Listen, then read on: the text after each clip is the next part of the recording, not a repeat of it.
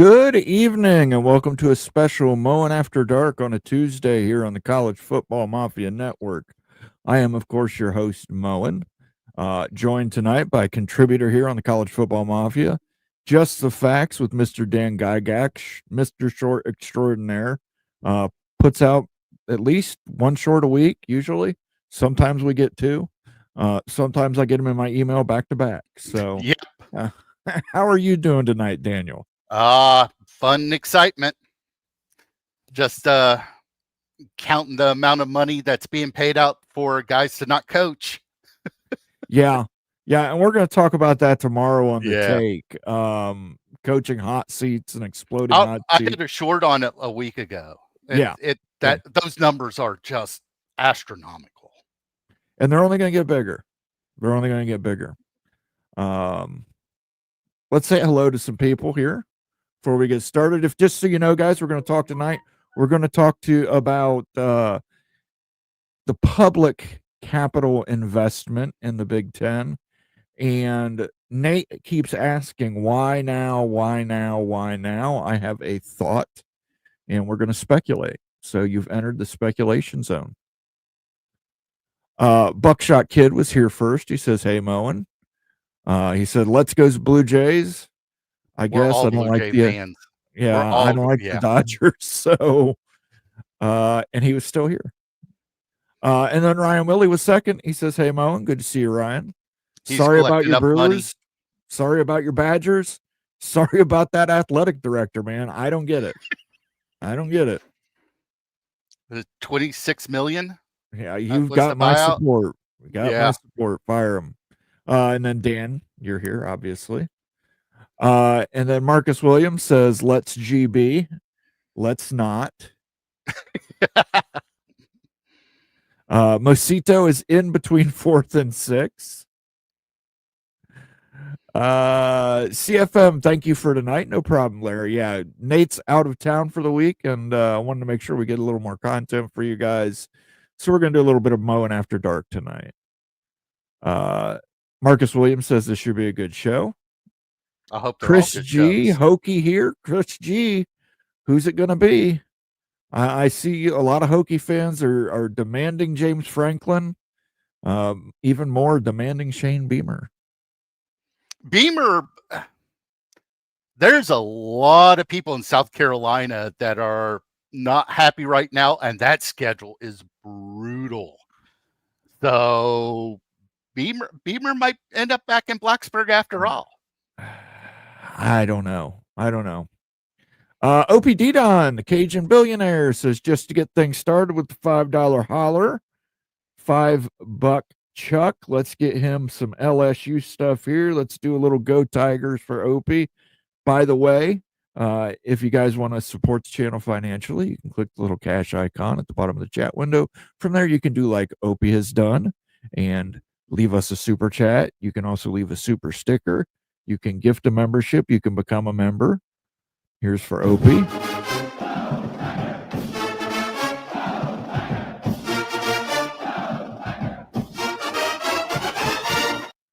The other thing you can do is you can become a member, like Outlaw Skies has. Thank you for becoming a member, Outlaw Skies. Appreciate that, sir. Just as a reminder, this Thursday, part 2 of our Big Money Markets comes out. We take a look at the markets of Lawrence, Kansas, Colorado, TCU, and Texas Tech. 4 more markets. We take a look at them, all the financial information that is fit to discuss. I think you will enjoy it. So definitely check that out if you're a member, like our friend Outlaw Skies is now. He will get access to that. And he'll get access to that entire back catalog of members-only videos and access to the special emotes, including Utes O-Face, which I hope someone uses in chat repeatedly. And then Mosito has gifted a College Football Mafia membership. And that went to Marcus Williams. So a Rutgers guy gives to a Michigan guy. Outlaw Skies, I believe, is an Ohio State guy. So let's give him an Ohio State sounder first. Let's party, Columbus. Oh, let's party, Columbus. one of the all-time great calls. And Mosito, of course, is a Rutgers fan. And we've got a nice one here for Rutgers. We got to include James Gandolfini, Rutgers alumni, and Greg Schiano. Is it too much to ask? Can I get an autograph, Coach Schiano? I can't take you anywhere. God bless James Gandolfini. God bless Greg Schiano. Great coach. Thank you for gifting that membership, Mosito. Much appreciated, sir. I see Marcus Williams has already done the proper thing and thanked you in the chat. Marcus, definitely check out that video. I think it'll be interesting for you. You will really like seeing kind of where the money's at and maybe how that's going to affect Big Ten enterprises if that ever gets off the ground. Marcus Williams reminds everybody hit the like button and share. Absolutely, costs you nothing. Like, share if you're watching us on mobile. Hit the hype button too. Those all help us out. Coy is here. He says, hi all. Good to see you, Coy. Jan Hulk joining us all the way from Slovenia. Good job. Tonight you'll get to see how deep Moan hates. I think, what was that? Whenever I was on, right after the penalty announcement, I think that is an all-time Moan rant. That penalty announcement night, that was an all-time Michigan Moan rant. Yeah, there's never a night I like that school up north. Yeah. Do we think the Big Ten gets rid of Michigan? No. And believe me, guys, I think Michigan's going to relent. It's just about what it always is. It's about Michigan getting what they'd want. Chris G says, I have met and worked for Franklin. Gosh, I hope not. I don't know. He gets you 10 wins in 9-10 win seasons. That starts looking real good, especially after Brent and Fuentes. He turned around Vandy. Yeah, that's true. He did. He turned around Vandy, and he did a good job at Penn State. He just could never get him over. He did a good job as a college football coach. He did not do a good enough job for a Penn State. At Penn State, you have to compete for national championships. I still think if you look at South Carolina's schedule, that schedule's brutal. If Beamer's gone, I guarantee that Whit Babcock's going to make that drive down to Columbia in record time. I mean, you have to. Jan Hulk thinks Beamer is like Norvell. But I'm pretty sure Beamer got an extension just last season. I can't remember if it was last season or season before. I know he got an extension. I just don't remember. Chris G somebody in chat might be able to remember, but I know that he got an extension. I get it. When. It's for him. It's one for James Franklin and Shane Beamer, two completely different situations. Yes. Franklin had been at the school for over a decade, had multiple losses to top 5 opponents. Beamer almost had South Carolina in the playoffs last year. Yes. I think they're going to be more forgiving with him for having a lost season. Well, that schedule is that back end of that schedule is brutal. Expedition Greg says OH, and I will say IO. And then he says go Buckeyes. And I will confirm with that. Thank you for your CF Mafia and CF Express memberships. Moen, absolutely. Love to watch the Aftermath show on Mondays with Flo and Rock and Rant. Check that out at CFB Express. Those guys nail it. Chris is hoping for Bob Chesney at James Madison. He's going to be on a lot of short lists. There's going to be a lot of people blowing his phone up. Steve Moser and his Dr. Nick Riviera voice. Let me see if I can do this. Hi, everybody. Hi, Dr. Nick. And on for a leg. Whit's not making the coach decision. It's a committee. It's true, but Whit would probably go down there and ask if he's interested. He got an extension when he didn't get the Aggies job. So there you Okay. go. Beamer did get his So extension. that last would have year. been 2 years ago. Yes. Yes, because that's when Elko. Yeah. The end of the 23 season. No, yeah, the end of 23. Yeah. Shane has a buyout, and Chris G says, and Chris G would know, Yep. he's got his finger on the pulse down there in Blacksburg. Most Virginia Tech fans do prefer Franklin over James Beamer. Or Shane Beamer, excuse me. They prefer James Franklin over Shane Beamer. I can see that. Yeah. Got a super chat here from our friend Ryan Willie. The evil Badger is still pissed. Fickle refuses to recruit Wisconsin high school football players. Fickle tore down Barry's wall. Absolutely right. Mhm. Absolutely right, Ryan. You've got to recruit what you know to recruit. I mean, you can't throw a football in Wisconsin and not hit a 6'4", 300-pound kid. They're everywhere up there. It's like the land of the giants. And I don't understand why you don't just go recruit these glass eaters. But yeah, that's something you got to remember in Ohio too. Got to win over the Ohio kids. I mean, we've had 5-star left to go to Oregon over money. But then we got a 5-star basketball player today from the state of Ohio. So you got to recruit the state you're in. I agree 100%.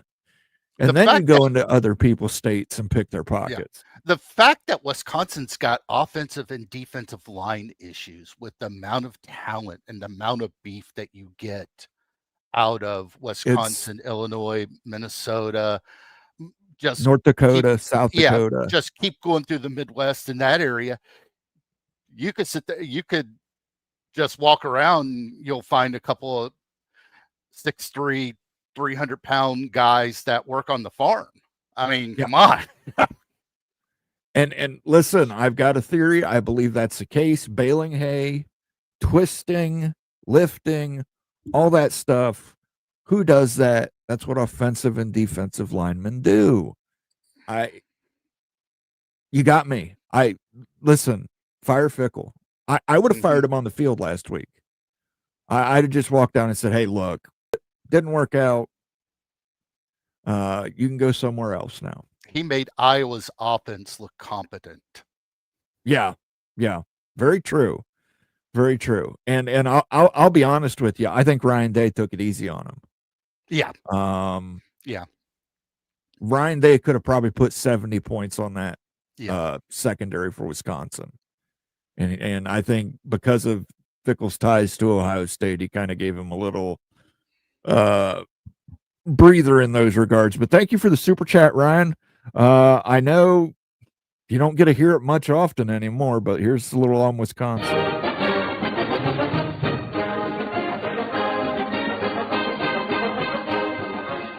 I really love that up tempo on Wisconsin. Beamer is in his 5th year and had one good season. That's true, but it's at South Carolina. South Carolina, what was it? They went 100 years without winning a bowl game. Their first bowl win, I want to say it was 97 or 98. They beat WVU to win their first ever bowl. And they were like 0-for-10 in bowl games before that bowl game with WVU. Yeah. And I mean, it's tough competing in a state where, you know, you're Clemson's up against there. Clemson. Yeah. They fill that building. They love the Gamecocks there. They do. 80,000 seat building. They love them, but man, they've never been historically good. Marcus Williams says, I think in this new financial era, AD should start giving out shorter coaching deals and more incentive laden. Problem is, one AD might be willing to do that. Another AD is going to come over the top of them to get the coach that they want or that their boosters want. Yes. Movie Time Blues says the Minnesota fans thank Vic. It's yeah. And Jan Hulk says the Wisconsin situation is heartbreaking bad. It is. I especially for, you know, for me, I'm a Big Ten guy. I grew up with Barry Alvarez's Wisconsin, where it was Very reminiscent of Woody Hayes and Bo Schembechler, where it's just hand the ball off, get 3.5 yards, hand the ball off, get 4 yards, hand the ball off, get 5 yards, hand the ball off, get 72. You know what I mean? Yeah. I remember Ron Dane, big Ron Dane. I mean, it's sad. I mean, even when Brett Bielema was there, it was still that type of football. And then Fickle he completely messed up. He should never have tried to make Wisconsin what it wasn't. Fickle, I remember whenever Rich Rodriguez went to Michigan, he said that I'm not going to adjust to the Big Ten. The Big Ten's going to adjust to me. And how well did that work? Not well. Yeah. Expedition Greg has his ticket for Ohio State. Ann Arbor. There's some cool stuff in Ann Arbor. I would say a quote that a friend of mine from Ohio, from the Cincinnati area, what he says, Ann Arbor is, and a certain word for women that take money. That's right. Yeah. They are, but there's things you can get in Ann Arbor that are very cool. Yeah, it's a pretty cool town, but like I said, yes. he's from the Cincinnati area, big OSU things, guys, things you can get besides gonorrhea. Wisconsin isn't firing Fickle. In fact, they sent a letter of support. I know they did, Sean. That's what I'm talking. That is ridiculous. I don't get it. Wisconsin, 2 0-point games back to back, horrible. And then they say the coach is safe. I mean, yeah, and Ohio State had their second string in. I watched part of that Iowa game, and whenever Iowa's offense looked competent, you know that things are bad in Wisconsin. Yes. That's the most damning. Yeah. Seeing Wisconsin go out like this is sad. I agree. Yeah. But listen, at the end of the year, they got to fire him. There's no redemption. Even if he wins the axe, I don't think that's enough of a redemption story. And he's not going to win the axe. I mean, I'm going to upset Greg that I watched a couple of Minnesota games and they look okay. Well, then again, Wisconsin just looks awful. So let's get right down to it. Wisconsin looks awful. Minnesota looks kind of okay. Yeah. South Carolina passes a bill banning NIL for high school players. We have that going on here in Ohio right now with OSHA. That's going to hurt. West Virginia's got a bill going to be next January. They're going to take it up for NIL for high school players. And I'd say a 50-50 on it if it passes. I think the one in Ohio will get passed. Wisconsin has 6 running backs with 4,000 career yards. Pretty impressive. You know what else was impressive about Wisconsin running backs? Running backs usually, they are really hard to hit. It's hit and miss in the NFL draft. If you got a running back from Wisconsin, they were almost always a hit. Melvin Gordon, Jonathan, the kid at Indianapolis. Why can't I think of his name? Ron Dane. I mean, just so many great running backs came out of there. You got a lot of offensive and defensive linemen. Joe Thomas. Joe Thomas, probably the greatest Cleveland Brown to ever play. Joe Thomas. Of this era. Of any era. The fact that he stayed with that organization for 9 years and played at,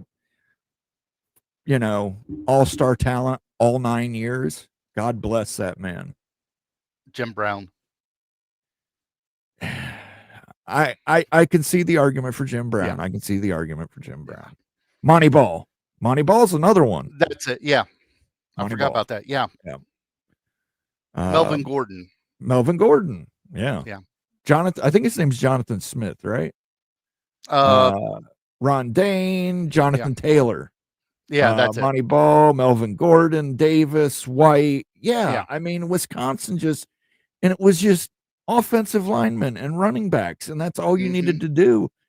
And I mean, he had Wisconsin in the Rose Bowl constantly. Yep. Just insane. All right, guys, we've kind of did the roll in here. So let's talk a little bit about public capital investment. I want to make that very clear. We are not talking about private equity. Public capital investment would involve the CalPERS, which is the California Public Employee Retirement System. Yes. To invest a portion of their portfolio into the Big Ten, creating Big Ten enterprises, having a 10% stake in there, along with the other members of the Big Ten Conference and the conference itself. Remember, there are 19 shares in the Big Ten. The conference does get its own share. This would put it at 20. And Nate constantly asks, why now? Why now? Why now? Why now? Why now? Why now? And Daniel just put it perfectly. Why not now? Yeah. Why not? I think this is a move to future-proof the conference. I really do. I think this is a move to future-proof the conference. It accelerates conference realignment and consolidation. I think it increases the wealth of the conference substantially, not just this original capital injection, but I mean, you're going to see increase year over year over year over year. And I think if you remember, check out the Big Money Market series we did on Georgia Tech. Georgia Tech, you might say, well, Georgia Tech's a terrible football school. Georgia Tech's GDP, the gross domestic product for the city of Atlanta, is 2% of America's GDP. It is massive. Massive. It literally, it's a communications hub. And by the way, there's been no news today, but Warner Bros. Discovery announced that they are back up for sale. Originally, they were bought out by Discovery, and they made HBO Max, and which later became just Max and got filled with a bunch of Discovery Channel bullshit. But now they were going to split everything off, and now they've just said, screw it, we're selling. Paramount has allegedly expressed interest. NBC Universal has allegedly expressed interest. We're getting into some media conglomerates here. That's less opportunities for college football conferences. It is, because look, who have we been talking about as a potential Big 12 candidate for? We've been talking about TNT TBS. Yes. Now, here's like the inside baseball on this. Warner Discovery, they're looking at those cable channels, and they're knowing that cable is, they're having issues with cord cutters.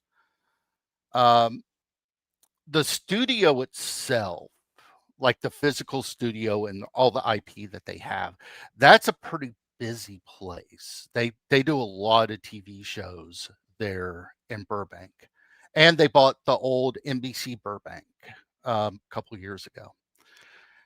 Here's the big thing that I have a question on. If let's say Paramount, Skydance, wants to buy that company, would they just go ahead and like just ditch off the whole entire lot of cable channels? That would be like a TNT, TBS, True TV, CNN, whatever that they have, and just say, forget it, we'll just dump all that. We'll keep the sports, we'll keep the broadcasting, and that is it. I could really see that. Whenever Disney bought Fox, they ended up getting FX, FXX, and they got all the cable. They got all those cable channels, and they're not making a lot of money off those cable channels. Except the sports. They didn't get Fox Sports 1 or Fox Sports 2. They did not get. They could not get the sports part of it. They could not get the broadcasting arm of it, and they did not get Fox News. And if you look at what Disney spent to amortize that through years and years and years, and to break even on that, it's going to take decades. I just think Warner Discovery are just sitting there looking at what's the makeup of broadcasting in 10 years and saying, let's ditch off what's probably going to stop making money. Well, they want to sell it all. Yeah, they want to sell it all, but they want to sell everything. Yeah, but that's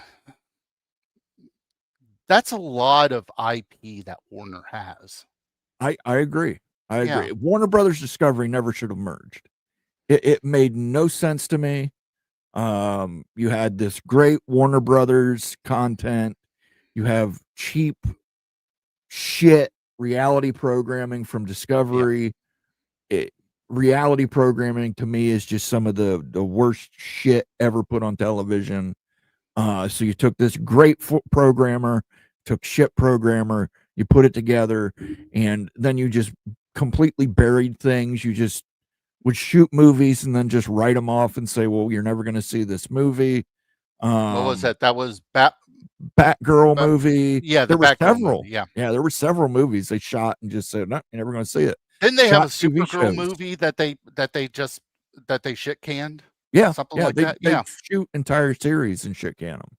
Yeah, and just use them as a tax write-off. So Ryan Willie says, I'm in my 50s. I remember the Morton era, lost to Iowa and Ohio State 71-0, and being a 34.5 point underdog at Oregon. Yeah. Give him a little badger noise. I'm not sure if that's a happy badger or a sad badger, but it's a badger. It's a mustelid. But yeah, I mean, look, this consolidation is going on. We've got it now in television. Paramount. If Paramount buys Warner Brothers, if NBC Universal buys Warner Brothers, what do we got? What do we got left? We've got. You're probably old enough. Media companies. You're old enough to remember whenever the big merger that happened with Time Warner. Yes, that happened. Time Warner, that AOL. was it. Yeah, that happened in 98, I believe. 98, 99, somewhere. Something in that like that. Yeah. Yeah. So you had that big merger, and what came of it afterwards? Nobody reads Time Magazine, and AOL is finally pulling the plug on dial-up. So yeah, AOL, that was something. That was a miss. That was a miss. But that's the thing. You don't know what you're going to see 10 years out. You're trying to predict what the market's going to be in the future, and it's a guess. Yeah, and I mean, it's like we talk about all the time. Time's a flat circle. Growing up, there were only so many before the advent of. We're both old enough we can remember before cable. Oh yeah. Or cable was widely available when you had. Whenever I was in out in Fayette County, West Virginia, we had two channels. We had an ABC affiliate, Al Beckley, and PBS. That was it. And it was the same way where I lived. You could pick up CBS, you could pick up PBS. You could pick up the Fox affiliate. ABC and NBC were a no-go. They would. You were lucky if they came in. If they happened to come in, you would tell whoever was holding the coat hanger to stand still. Whenever I moved to Boone County, we got all the Charleston TV stations. So we got 6 because the 6th one was TV 23, and that's now the Fox affiliate. I mean, like I said, that was it. And then we got cable. I was in junior high. So that tells you how old I am. So I'll tell you, I'm 51. So, I mean, yeah. Disney has to pay extra for Fox because the CEO of Comcast hated Disney CEO Bob Iger. Don't we all? Yep. It was done out of spite. Yes. And I am very glad for that. Yes. With the coaches' buyouts now and the coaches that probably will be fired at year end buyouts could come close to $500 million. What a fucking waste of money to fully guarantee a contract. You're right, but you have to do it. There was a article from the Athletic talking. So far, it was $200 million or close to $200 million what they had in buyouts. I did a short on it, just talking about Franklin's $49 million buyout. That is the athletic budget at Marshall University. Yes, Marshall isn't in the same circle as Penn State, but it's the athletic budget at Marshall. I mean, come on. Yeah, it's the buyouts are crazy. Yeah. But yeah, Sean, I agree with you. Waste of money, but you got to do it. Look, there's competition. It's baseball has no salary cap. Look at how much some of these, like Shohei Ohtani, how much is that man making? Is he making like $500 million? Something like that to play baseball? Yeah. Here's your stat of the day, and there's another guy. He used to do the pre and post game for a baseball team that doesn't exist anymore. I watch his podcast on occasion. The amount of money the Los Angeles Dodgers pay in luxury tax is the full roster for the Milwaukee Brewers. Yep. Milwaukee Brewers roster was like 140 and change, and the salary tax paid by the Dodgers was a couple million more than that. It's insane. But you can't hold it against the Dodgers. If the Dodgers want to spend all this money, let them spend the money. I mean, but it's going to end up being, there's probably going to be like different type of luxury tax comes into baseball in a couple of years. Eventually, but I mean, OPD on $700 million. It's over $500 million. Over $500 million. A lot of that's deferred. There's a lot of deferred money in that. Yeah, just as long as you're not getting deferred money from Publishers Clearinghouse, you should be okay. Or deferred money from the gambler that got in trouble for his interpreter. Yes. Or just start people out with 3-year contracts, prove it in the win-loss column if you want an extension. I don't have a problem with that, Steve, but here's the problem. People are going to come over top of you. And you're going to have your boosters who pay for stuff yelling at you. Listen, the Florida boosters, Billy Napier won a game this past weekend and was fired because the boosters at Florida would not shut up about Billy Napier. They were tired of it. And they finally said, okay, screw it. It could cost us less to fire him at the end of the season, but we're going to fire him right now because we don't want to piss off our boosters. And if you go get an unproven coach, and again, it depends. There's different things for different schools. Like, look, if Penn State goes and hires a Jason Candle out of Toledo, Penn State fans will be pissed. They'll be pissed. And Jason Candle, I think, is a good coach. But they would be pissed. They would be pissed. Now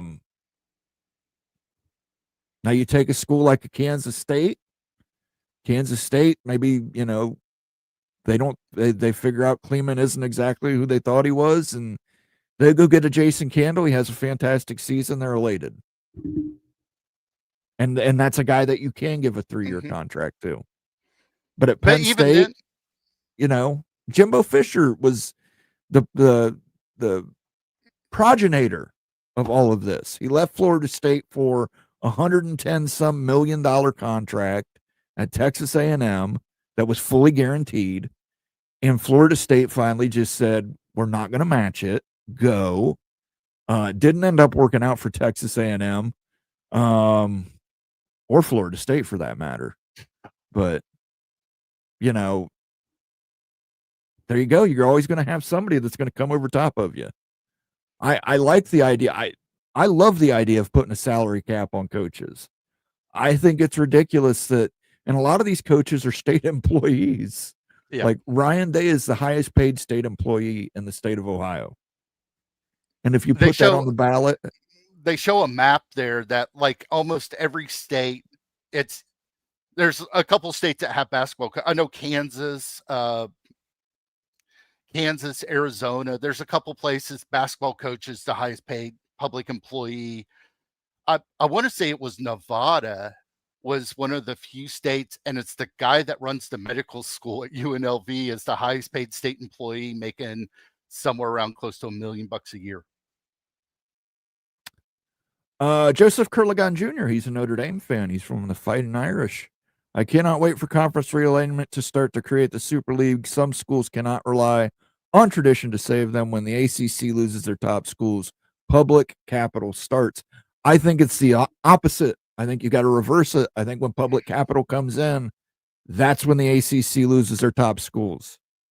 Because guess what? That public capital, they're going to have to pay those schools that come into the Big Ten their own infusion of it in order to buy their percent, to own their share of it. So now will those, the big question is how much say will these public capital investment companies have on Big Ten expansion? And maybe that's one of the things that Michigan is upset with. Maybe Michigan is afraid that, hey, they're going to go in here and force Clemson on us, and we don't want Clemson because they're not AAU. Or maybe they're going to, or if it's CalPERS and the UC retirement system, that they're sitting there looking at their flagship university saying, hey, what about us? So, oh, well, I think Michigan would love to add Cal. I think Michigan would love to add Cal. Yeah. Michigan would love, if Michigan, I think Michigan's biggest ones would be Notre Dame, North Carolina, Virginia, Cal. They love having public Ivy schools. They push, they're the ones who moved heaven and earth to get Washington into the Big Ten and get everybody else to accept Oregon to do it.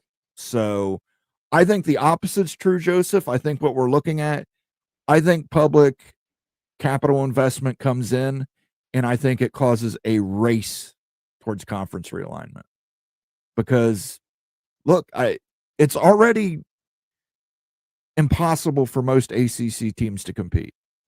Yes, they now have the incentive bonuses where they can get close to, but they're still 20 million, 30 million behind the Big Ten and the SEC. What happens now when the Big Ten and the SEC get an infusion of $100 million in cash to those teams? Now you're 120 million behind. You're 130 million behind. Yeah. How do you compete? You can't. You can't compete, and the ACC is going to crumble. Brett Yormark today came out. Brett Yormark today came out and said, hey, I'm for the AQ model that the Big Ten has presented. The one where we get 3 or 4 AQ models for everybody and we have this super large playoff system. I'm for it. Oh, and when somebody mentioned private equity, he said, well, that's dead. Why is that dead? It's because he doesn't have the votes. He doesn't have the votes, guys, because schools like Kansas are not going to sign off on extending their grant of rights. They have the potential. Utah won't. Colorado won't. Arizona won't. Arizona State won't. TCU won't. I'd be shocked if Texas Tech does. They're not going to sign on. They don't have the votes to do it. They're just hoping for a phone call from Chicago or Birmingham. Absolutely right. Yeah. Absolutely right. Until that is exhausted and everything's exhausted. But this, I mentioned it at the beginning, you're future-proofing. Everybody is pushed for super conferences. We've had Project Rudy. We've had the CSFL. We've had everything that Notre Dame could think of to keep Notre Dame independent, which kudos to Notre Dame. If that's their prerogative, do whatever you have to do to get that prerogative across. But they do have a Big 12 Enterprises, but that's where the PayPal deal came through. That's where there's a lot of other deals that they're doing through their Big 12 Enterprises, but they're not going to probably get anybody to lay out a massive amount of money to say we want to buy in, just due to the fact that everybody's looking for an exit. Right. You're not, and then that's the important thing to remember too, is you're not getting a buyer, you're getting a partner. Yeah. These people want to partner with the Big Ten. They want to do whatever it takes to get the most return on their money So they may say to the Big Ten, okay, Georgia Tech, granted, Georgia Tech is not a great football school. Well, this year, Georgia Tech may be in the playoffs as the ACC champion, but Georgia Tech is historically or traditionally, or I don't know. I don't want to say they're awful because they're not. They've got national championships, but Georgia Tech is not what you would consider a traditional powerhouse in college football. But my brother worked for one of the PE firms there. Then they bought out, and it was called Inspire Brands. It was owned by Rourke Financial Group. And you look at their portfolio that Rourke has, they have like, it was like $170 billion just in companies that they own. And Rourke is a small player in it. They're in Atlanta just due to the fact that they want to be close to the airport so they can get anywhere in the world quick. Absolutely. The Atlanta market, the DMA, top 10 nationally, DMA, growing, huge growth, huge communications hub. We talked about TNT, TBS, CNN, HBO. Where do you think they all come from? Atlanta. You see them right from 7585. Yep. Huge transportation hub because of that airport. Not only that airport, they've got a large rail system there. Atlanta has a lot of things going for it. Some of the companies that come out of Atlanta, the airlines, Coca-Cola. You've got massive, massive, massive amounts of wealth that are flowing through Atlanta. If they think Georgia Tech can tap in on that and help boost the Big Ten, help boost Big Ten enterprises, they may be for that. And, you know, when you've got people who say, well, we want a Florida State, and Big Ten people say, well, no, we don't want a Florida State because, you know, they're not AAU. They're in Tallahassee. It's not that much money. You know, maybe that's where we're getting the pushback. I don't know what Michigan's issue is. I know what USC's issue is. USC wants tier 1 payout, and I have no problem with it. I totally agree with that. I posited this to Greg the last week. Greg was absolutely against it. Greg Flugart, peek around the corner, absolutely against it. I don't want that, but you know, if Notre Dame came in tomorrow, they would give Notre Dame tier 1 rights. How can you justify doing that and not giving USC tier 1 rights? I don't think you can.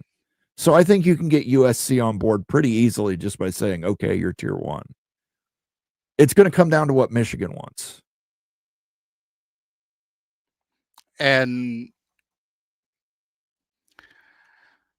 But also, it does it have to be a unanimous vote or just 75%? Okay. So let's say Iowa's like, well, we don't like the way that this is termed because of the way that we have a rights deal, like a public rights deal with insert name of insurance company or this or that. CalPERS, up until I can't remember whenever they did it, CalPERS was one of the largest shareholders of Apple stock. They had enough Apple stock that they had a seat on the board. I mean, massive amount of Apple stock, and they sold it, and they didn't sell all of it, but they sold about half of their shares and ended up making billions of dollars. I don't remember how much. It was a pretty big story out here, just due to the fact that I'm in the Bay Area and Apple is down that way. So, Sean, yes, all schools will be getting at least $100 million. Some schools will be getting more. You're absolutely right. It's a tiered payout, but every school in the Big Ten would be getting at least $100 million as part of this capital investment deal. That's not a year. That's over the deal length, right? That's the length. That's this initial injection. Okay. And then you would create Big Ten enterprises, but we still have some there's unknown things to us. Okay. 80% of all the team involved in the last round of realignment since Texas have 2 losses or fewer, still on track for a season of 10 wins or more. Yep. Doing pretty well. Maybe Michigan's issue is who the big and networks want to bring into the Big Ten. You might be right, AC. You might be right, but you have to remember Ohio State, Penn State, and Iowa did not want Oregon in the Big Ten. The only way that they could get Washington into the Big Ten was to take Oregon.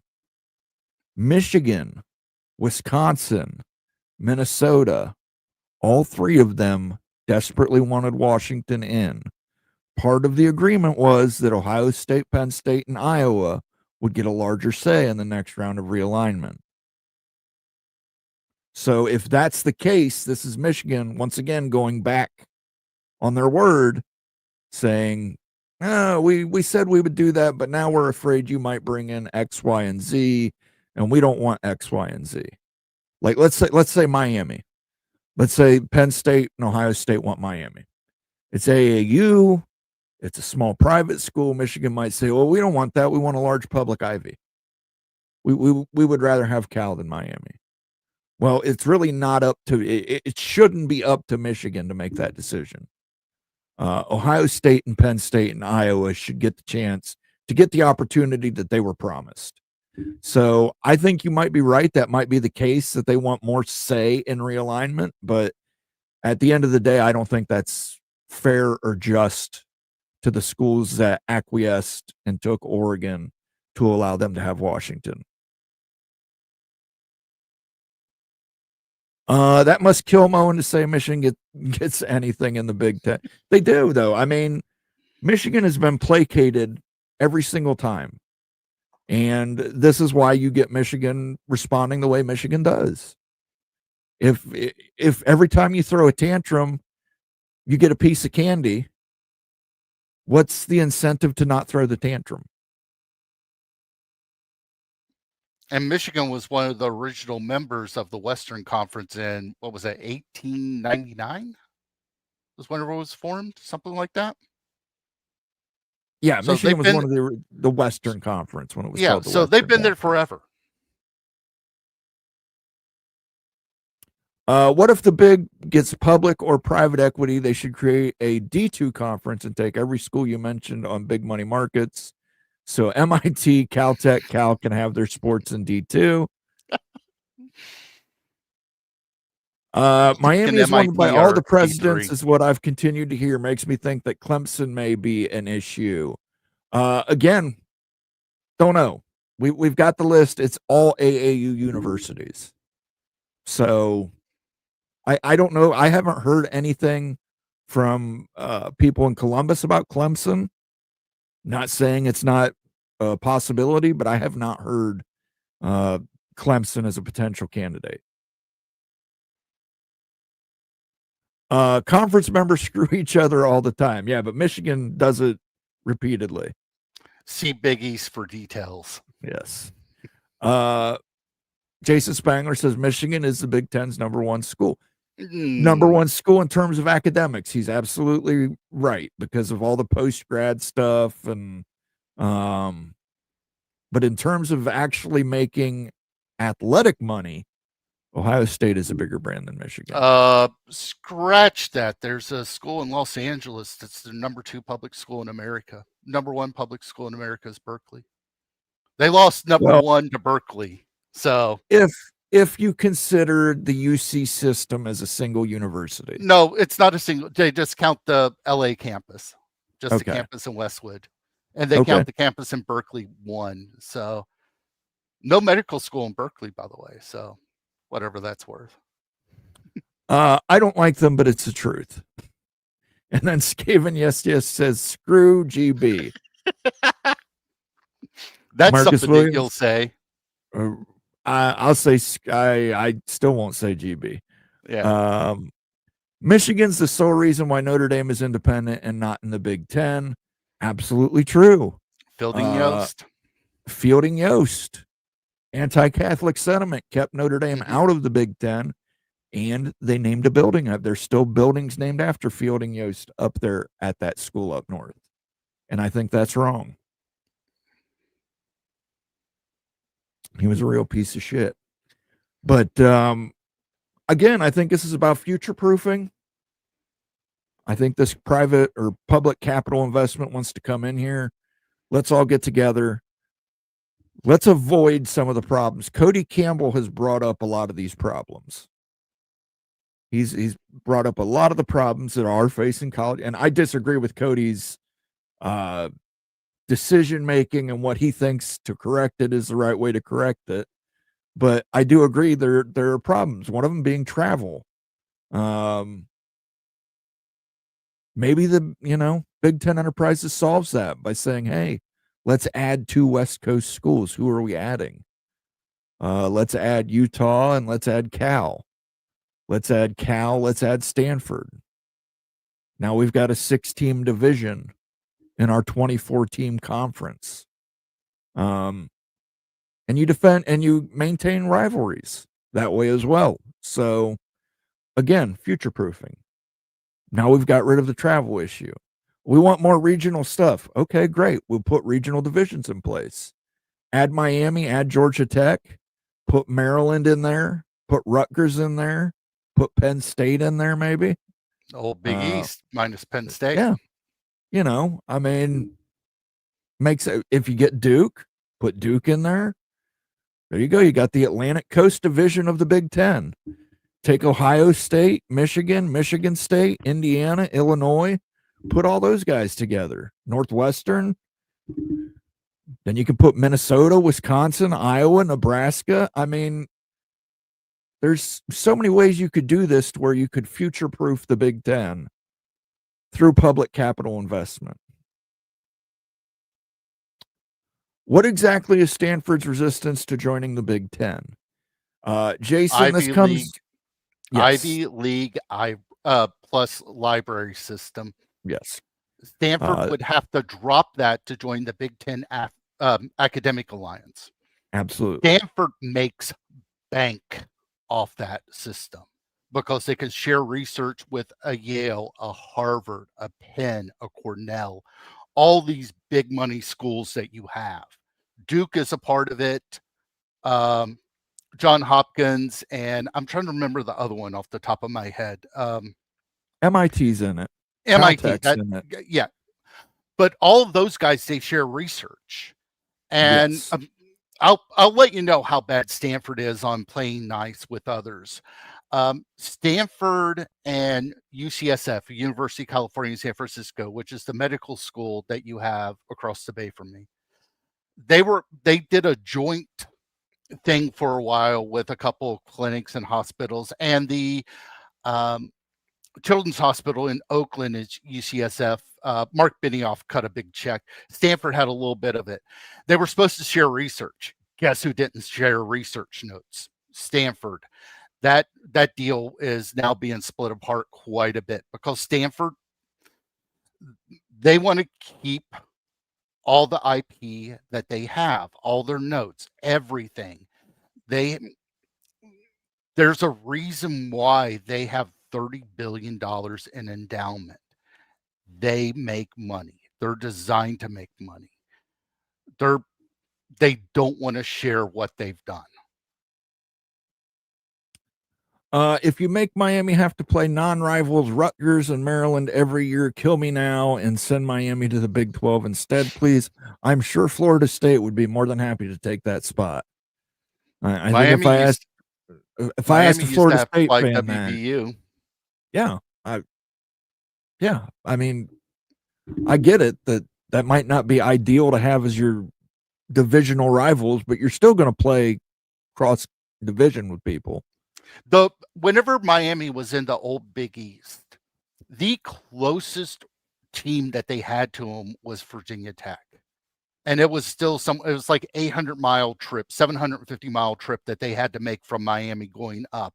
So whenever they joined the ACC, I kind of got it because just the travel was killing them to go up to the Northeast all the time. AC says, I'm a Michigan guy, but I believe they need to bring in the right mix in the South and wherever. The regions will allow Olympic sports to compete primarily in regions. My God, just make it work. I agree with you. I think Cody Campbell has identified several problems. He's identified problems, but I disagree with his solutions. I think if you bring in the Big Ten enterprises, you bring in this capital investment, you've got the money, you can bring in some of these, you can bring in a Georgia Tech, you can bring in a Miami, you can bring in a Duke, bring in a Utah, you can bring in a Kansas, you can bring in a Colorado potentially, you could bring in potentially an Arizona State, Cal, Stanford. You could create regions where Olympic sports play regionally, and you eliminate the travel, you eliminate the wear and tear on the student athlete. I think that's that's legitimate. I mean, look, I'm not going to stay up till 11:30 to watch Cal play somebody at 11:30 at night.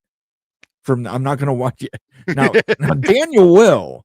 I won't. Even if I've got money on it, I just say screw it. I'll check it in the morning. I was on with Rock and Rant 2 weekends ago, and I'm sitting here watching the Hawaii game on my phone. So yeah, I need help. Yeah, like everybody was like, I woke up and found out Stanford beat Florida State because I wasn't going to stay up and watch Stanford, Florida State. But then again, you got to remember, I'm out here on the West Coast. It's fairly easy. John Hopkins is in the Big only as a lacrosse member. They are actually not in the Big Ten Academic Alliance. They have actually been invited multiple times. We would love to have John Hopkins in the Big Ten Academic Alliance, but they are a member of the IPLC. And you want to talk about a school that does a mountain of medical research, it's Hopkins. Yes, that's pretty much all they do. Yeah. And Duke as well. Yeah. Should have just left the Pac-12 alone, cause a problem now to have to solve a problem. That's what's wrong with college football. Yeah, well, listen, that's conference realignment's been going on since the beginning of college football. It'll probably be going on till the end of college football. Mm-hmm. Pretty convinced a new third league will be formed and remaining top non-P2 programs go there in 2030. I think Notre Dame is convinced to join it because they can lead it and get paid the most and headline it. You're probably right. Notre Dame is another one who gets whatever they want. Yeah, Notre Dame would get full payout and only play like 4 games out of that league, 5 at most, 4. Still get full payout. Yeah. Georgia Tech, Florida State, Miami, Duke, bring them in ASAP, and that's Marcus Williams, a Michigan guy, saying that. Yeah. Georgia Tech, Florida State, with the beer mug from Jose. I can't drink right now, Jose. I'm taking ketamine treatments, but yeah, by all means. Drink up if you got them. I'm 3 weeks sober, and I hate every minute of it. Moen, are you proposing 4 6-team divisions or 6 4-team divisions? I don't think it matters either way. I think probably 4 6-team divisions works better because you've got 6 teams you could put on the West Coast realistically. West Coast Mountain. I think that's what works best, but I think it's all about future proofing. I don't think you're going to get super leagues. I think you're going to get super conferences. If you do it as 6 4-team divisions, you'll play the 3 in your division and then another 6 from another division. So you'll rotate around every couple of years. Yeah, there's lots of different ways to do that. Lots of different ways to do that. So I'm just saying that I think that we're people are pushing Super League. I think you're getting more towards Super Conference. And I think that's true of the SEC as well. Because I think the SEC is going to be at least a 20-team conference when it's all said and done. Jansen Roberts, these conferences are going to have to go with some sort of PEPC eventually. The rev share is currently 22%, but it has an annual built-in elevator of 4%. By 2030, the rev share will be near the 40% range. Absolutely right. Yes. That's why if the Big Ten were to sign this deal, it would put an enormous amount of pressure on the ACC, the SEC, and the Big 12. I back that up, Moen. Georgia Tech, Florida State, Miami, and Duke. I've got my own opinions. I think they only go to 20. But I have no inside knowledge. I don't know. They might just if they go to 20, I think I it's don't- Georgia Tech, Miami. Or maybe they can actually talk Notre Dame into doing something, but I doubt it. Yeah. I don't think so. Yeah, but I think the Georgia only Tech, way, it would be Georgia Tech, Miami. Yes. yeah, I think the only way you get Notre Dame in is if you go to 24 and you get Cal and Stanford and all those to relent to make Notre Dame happy. Would we go to a 10-game conference schedule? Yeah, I think you would. I think you would have to.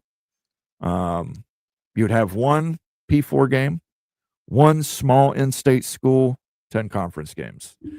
And I think the SEC would do likewise. There was rumors floating around, I want to say like 3-4 years ago, that they were going to do a 13th game just so that they could, where conferences were getting so big that they would have a 13th game. They would have 10 conference games and then the 3 non-cons, and you could schedule them 1 P4, 1 G5, 1 FCS. But Absolutely. I haven't heard anything else from that from a couple years ago. The only way to get Notre Dame to restrict playoff access to them and not renew the USC game, I think you're probably going to see an end to that USC game regardless. I think I don't that's know why.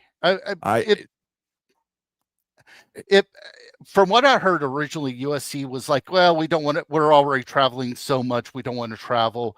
And then the rumor was that Notre Dame wanted to have a game on the West Coast just to placate their alums and for recruiting. Now you're hearing that Notre Dame doesn't want to agree to it. Is there something in the contract where the money split isn't the way that they like it?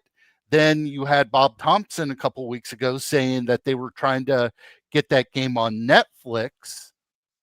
I don't know. There's something weird going on with that game. I think the situation is Notre Dame threw their temper tantrum. Much as we mentioned Michigan in the Big Ten, Notre Dame threw theirs over the ACC, and they got Stanford and Cal in, so they guaranteed that they were going to get at least one California game, every single season for West Coast recruiting. So that Netflix thing, I don't know how that situation would work out because I don't see Fox or NBC allowing that. Especially since NBC has Notre Dame and USC as part of a contract, and CBS was going to say no, and Fox was going to say no. I don't get it. There had to be somebody somewhere thinking that was a great idea, and the networks were probably like, what are you talking about?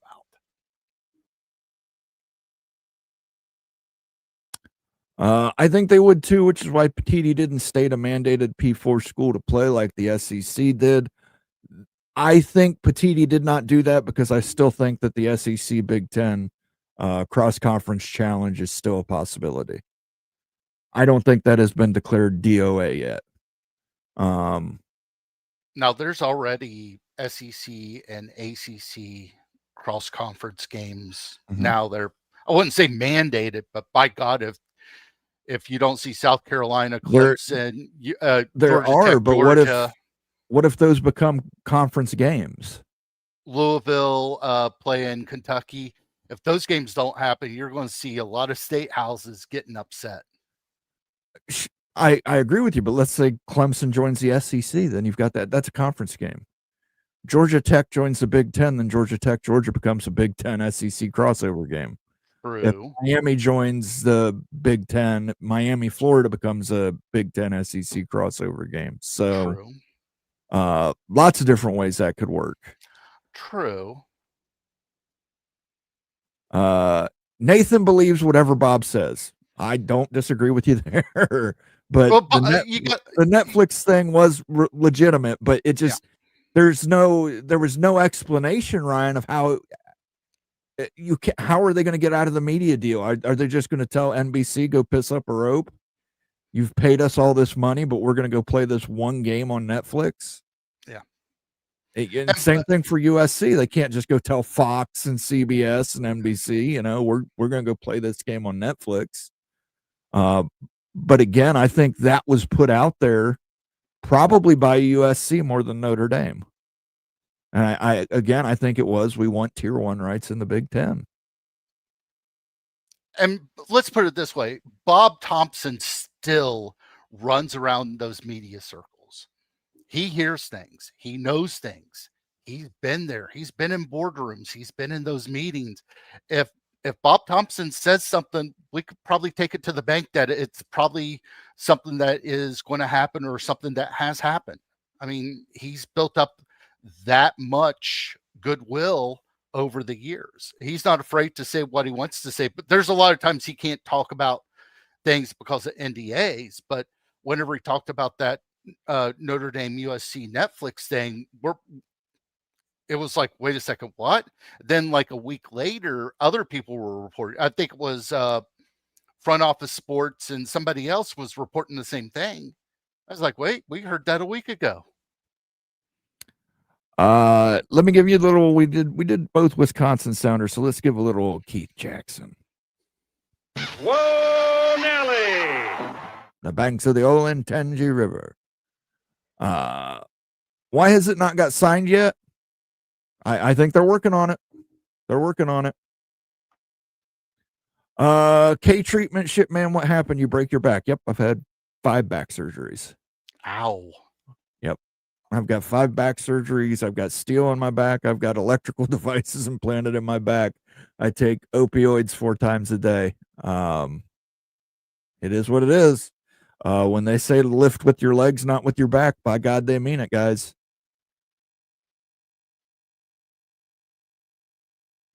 If Notre Dame tells NBC to drop Dead Will Play on Netflix, NBC will cancel Notre Dame's contract. And so, well, they're going to take them to court. That's what's going to happen. Who is Notre Dame's athletic director? Yeah, guy used to work for NBC. Exactly. Mike Elko comments on being considered for the Penn State job. Hilarious. Mike Elko is obviously, this is the best time of the year if you're a college football agent for a coach, because you're getting every one of your clients raises. Exactly. And isn't it funny that now they're talking about possibly getting rid of Mike Norvell, and Jimmy Sexton used that Alabama job opening when Nick Saban retired to get him. There were a lot of coaches that got big paychecks for what was it? Kiffin signed. I know Kiffin signed extension that was big money. I mean, agents made bank off of Saban retiring. Let's give you a little Joe Namath here. I couldn't care less about the team struggling. Love Joe. They would be violating contracts. You're absolutely right, Ryan. And NBC would sue them, and Fox would sue USC, and you would have and which is why I don't think it's any legitimacy. I don't think there's any legitimacy to it. I think Netflix would love this. I think Netflix would put this out there and say, hey, we could do this for you. I don't think there's any legitimacy to it. Notre Dame and USC might have approached Netflix saying, how much will you pay us for this game, knowing that there's no way that they could get out of their broadcast contracts. I mean, it could have happened. You could sit there and say, hey, how much would you pay for it? Yep. I don't know. Some schools are already having trouble with the 22%, 40% were flatline many schools' athletic programs. Yeah. This is an unfortunate situation we're in. The middle path, we've swung so far to screwing over the athletes for 100 years. Now it's swung so far over to where it's probably going to irreparably damage a lot of athletic departments throughout the country. And there's no way around it. Again, Cody Campbell's idea that they're going to pull media assets, the math don't math to me. So, but I think eventually it, just like water, it finds its own level. I just forgot the guy that was the AD at Iowa State. He's saying this is going to kill us. Like, we can't spend the $20 million every year. And there's a lot of schools that same way, because you got a lot of mid-level schools that are just, I mean, budgets of 125 to 150 million and 20 million taken off the top is going to kill them. Yeah, but I mean, you look at obviously Big 12 and ACC have a completely different than the Big 10 and the SEC do. Yeah. For the Big 10 and the SEC, you're seeing this revenue share and everything else. We're seeing a lot more parity in the conferences. Yes. We're seeing schools like Indiana. Indiana's number 2 in football. I know. In football, Indiana's number 2 in football. Holy shit! Vanderbilt's top 10. Vanderbilt. What's Vanderbilt ranked now? They're 6 or 8. No, I don't. They're top 10. I thought it was 9th, but I'm probably wrong. Yeah. Somebody's going to correct me in chat where Vandy's ranked. Heck, they're Vanderbilt's you ever watched? 10. Okay. I mean, just the fact that Vandy is legitimate. I mean, whenever they beat Alabama last year, everybody thought, wait, what? And then turned around and this year they're Clark Lee's agent is probably getting phone calls every second for him to go somewhere else. Wouldn't that be something if he went to Penn State? State after Franklin turned around Vandy. Yeah. Yeah. So, I mean, the math is there. The Big Ten is bundling their content for $2.4 billion. Imagine it with everyone. The Big Ten Enterprises proves Cody Campbell right. It doesn't. No, it doesn't, Sean. The math doesn't math, and that's why he won't show the math. His just says the estimates are. Whose estimates? Based on what? Sean, go back and watch the Bob Thompson interview. He talks about it at the very beginning of the interview. Yeah, the math just don't work out.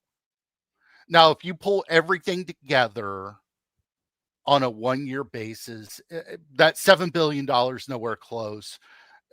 Probably at the best $5 billion. But even then, if you add up how much the SEC makes, the Big 10 makes, the Big 12 makes, and the ACC makes, you're only getting a little bit more of a premium on that. Even then, you're not, the math doesn't work whenever it goes next level down. Absolutely.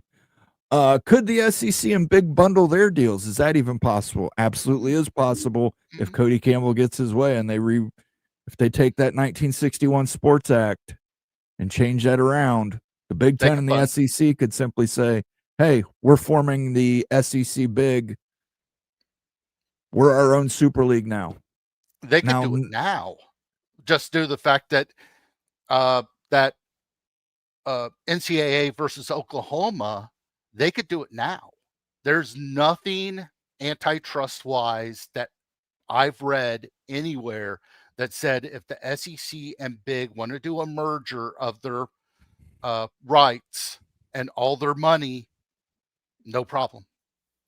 Yeah, I don't think you would ever see that because I just don't think the SEC or the Big could ever come together and agree on anything. All right, guys, we're going to wrap it up here. This is time for our favorite segment, the last segment of the show. I want to thank everybody who joined us. But Daniel, what is your last call for the evening? I just want to say Tarleton State 8-0, ranked 3rd. The 2 schools above them, North Dakota State, South Dakota State, they have to play each other. So Tarleton State has a chance of being number 2 next week. Absolutely. Go Tarleton Texans. State, go Texans. Love the Tarleton State Texans. My last call is, what in the hell does Luke Fickell have to do? Does he have to walk into the athletic director's office, punch his wife, and shit on his desk in order to get fired? Or will the guy immediately grab that turd and write out a new letter of support, reminding people to support Fickell? It's just unreal. I don't know what the guy has to do to get fired, but he should be fired. And I'm an Ohio State guy, and I'm telling you to fire him. I want to thank Opie Didon, Outlaw Skies, Mosito, Ryan Willie, Brickbat, all for your generous donations tonight. We appreciate you guys. Just as a programming reminder, tomorrow night at 8 p.m., we have The Take with myself, Becky Go Huskies, and Sergeant Pickles. We're going to be talking about coaching hot seats and a bunch of other stuff. On Thursday, for members only, Big Money Markets, recorded it just before the show tonight. That'll drop on Thursday. Definitely want to check that out. We're talking Texas Tech, TCU, Colorado, Kansas, how those markets look compared to the Big Ten. Very interesting things that you're going to find out in there. I think you'll enjoy it. And then this Friday, we will have the Big Freaking Friday show, and you will be eating Skyline chili this Friday. Wearing a BYU hat. Wearing a BYU hat and eating Skyline chili. I think it will be, you watched me suffer through Skyline chili. It's time we watch you suffer through Skyline chili. My favorite comment, I think, what was it, Friday or Sunday, where somebody said, how did you end up with bad pizza and bad chili? You go to Ohio. Well, I got family on the other side of the river. They swear by that Ohio Valley pizza, and I have no idea why. I have no idea why. Absolutely. All right. Well, I want to thank Daniel for joining me tonight. Thank you so much, Daniel. I appreciate it. Love having you on the show. I'll catch you guys tomorrow. Until then, peace out. Take it easy.